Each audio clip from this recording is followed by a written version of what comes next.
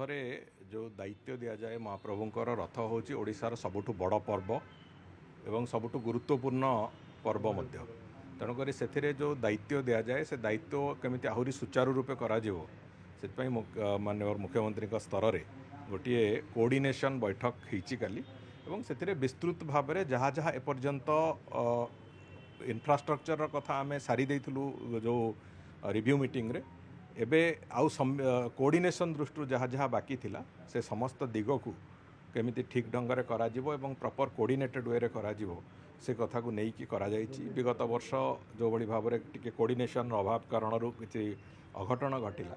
सेमिति कौनसी प्रकार स्थिति जमिति न हबो संपूर्ण रूपे सुरक्षित भाव में एवं एक भक्तिमय परिवेश भितर रथयात्रा अनुष्ठित हम से कथा को आधार करके आम गतकाली जो समन्वय बैठक रे संपूर्ण आलोचना होती कौन सी भक्तंकर समस्या न हो महाप्रभुंकर नीतिकांति सुरुखुर हो एवं रथ घोषयात्रा ठीक ढंग से चालू ये तीनोटी कथा गुरुत्व देकी करा ना आपण अधिकारी माने जो दायित्व नियंती ताको आहुरी माइक्रो लेवल को जाइकी तार मैनेजमेंट दृष्टि विभिन्न कार्य को गोटे जड़े जड़े जड़े जड़े अधिकारी को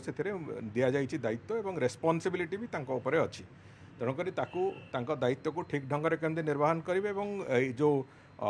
इंट्रा कोऑर्डिनेशन जोटा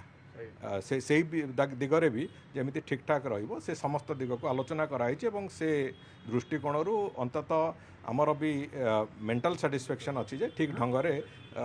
आसंता रथ वर्ष में महाप्रभु करुणारू कौन सी प्रकार असुविधा हेनी और सुविधाजनक भाव में सुरुखुर रे रथयात्रा अनुष्ठित प्रति वर्ष लोक बहुत आसुचंती जेतु भिड़टा बेसी सेटा गोटे चैलेंज हो देखो महाप्रभु महात्म्य जी बाहर को व्याप्त होउची लोक से भक्तंकर संख्या भी सही अनुपात रे बढ़ुची तेणुक मंदिर भी आज तारीख रे प्रतिदिन पाखापाखि 50,000 लक्ष लोक दर्शन कर रथयात्रा पाखापाखि धरी नियंतु 20 लक्ष 18 लक्ष 20 लक्ष लोक आसिक दर्शन कर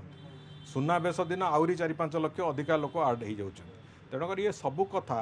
सामग्रिक भाव में देखा गले महाप्रभुंकर दर्शन करेंगे करुणा प्राप्त हे से भक्तंकर सुओ छुटुची तेणुक सुविधाजनक भाव में केमती दर्शन करेवा एवं रथयात्रा को भी सुविधाजनक भाव में अनुष्ठित करेंगे ये जोड़े जाक निश्चित भाव में आम पाखे चैलेंज अच्छी महाप्रभु करुणारू आमर पूर्ण विश्वास अच्छी जे से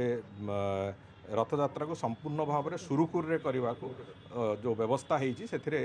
सब कथा ठीक ठाक हम एवं भगवान का आशीर्वाद सब कथा ठीक ठाक ही चलो।